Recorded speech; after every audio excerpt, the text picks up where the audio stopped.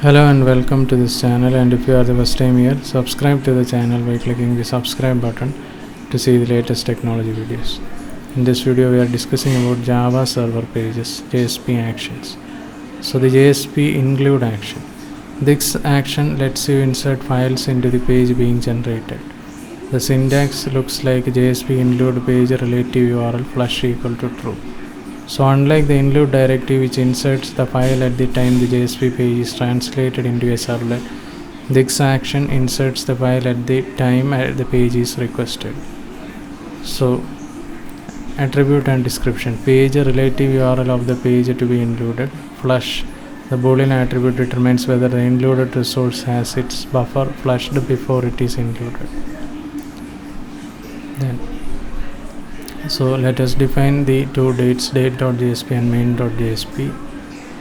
So today's date, new java.util.date to local string, HTML head title include action example title head body sender, then include action example JSP include page date.jsp flush equal to true sender body HTML. Then JSP use bean action. The use bean action is quite versatile. It first searches for an existing object utilizing the ID and scope variables, and if an object is not found, it then tries to create the specified object. Simplest way to load a bean is JSP use bean ID name class package.class. And once a bean class is loaded, you can use JSP set property and JSP get property actions to modify and retrieve the bean properties. Then attribute and description. Class designates the full package name of the bean. Type specifies the type of the variable that will refer to the object. Bean name gives the name of the bean as specified by the instantiate method of the java.beans class.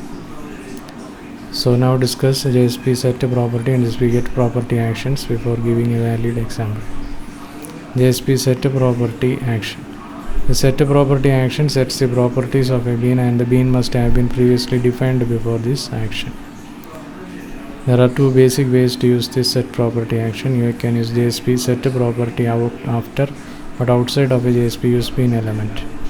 JSP use bean ID my name JSP set property name my name property equal to some property.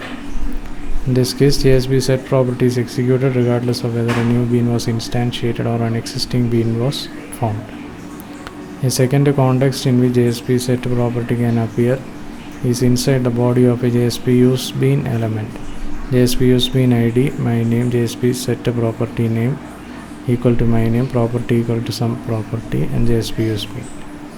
Here the JSP set property is executed only if a new object was instantiated, not if an existing one was found.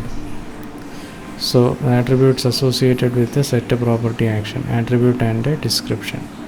Name designates the bean, the property of which it will be set. The bean must have been previously defined.